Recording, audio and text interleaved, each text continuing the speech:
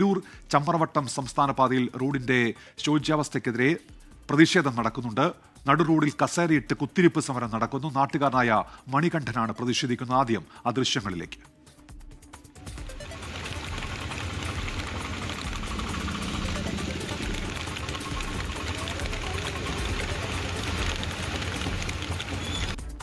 മഴയുണ്ട്, റോഡിൽ അവിടെ വെള്ളക്കെട്ട് കാണാം. ഏറെ നേരമായി മണികണ്ഠൻ റോഡിൽ ചേറിട്ട് കൊണ്ട് പ്രതിഷേധിക്കുകയാണ്. കാരണം തിരൂർ ചമ്പ്രവട്ടം റോഡിന്റെ ശോചനീയാവസ്ഥ പലകുറി നാട്ടുകാർ ബന്ധപ്പെട്ടവരെ ശ്രദ്ധയിൽപ്പെടുത്തുകയാണ്. പക്ഷേ ഒരു നടപടിയും വിഷയത്തിൽ ഉണ്ടായില്ല എന്നുള്ളതാണ്.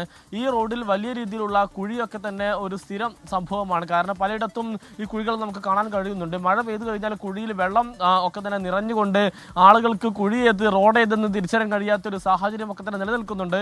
ഈ ഒരു ഘട്ടത്തിലാണ് മണികണ്ഠൻ ഈ റോഡിൽ ഒരു കസേര ഇട്ടുകൊണ്ട് ഇരുന്ന് പ്രതിഷേധിക്കുന്നത് എന്നുള്ളതാണ്. കാരണം ഈ നാട്ടുകാർക്ക് ഈ കുഴിയിൽ വീഴാതിരിക്കാൻ വേണ്ടിയാണ് താൻ കസേര ഇട്ട് ഇരിക്കുന്നത് എന്നുള്ളതാണ് ഈ മണികണ്ഠൻ വ്യക്തമാക്കിയിട്ടുള്ളത്. ചെയറിന്റെ ഏതാണ്ട് 3/4 ഭാഗത്തോളം കാലും ഈ വെള്ളത്തിൽ ഏതാണ്ട് ഈ കുഴിയിലൊക്കെ തന്നെ താഴ്ഭാഗത്താണ്. അത്രത്തോളം വലിയൊരു ആഴമുള്ള കുഴിയാണ് ഇത് എന്നുള്ളതാണ് ഈ ദൃശ്യങ്ങളിൽ നിന്ന് മനസ്സിലാക്കാനായിട്ട് കഴിയുന്നത്. കഴിഞ്ഞ കുറേയധികം ദിവസങ്ങളിലായി ഈ തിരൂർ ചമ്പ്രവട്ടം റോഡിന്റെ ശോചനീയാവസ്ഥ ഉണ്ട് എന്നുള്ളതാണ് നാട്ടുകാർ സൂചിപ്പിക്കുന്നത്.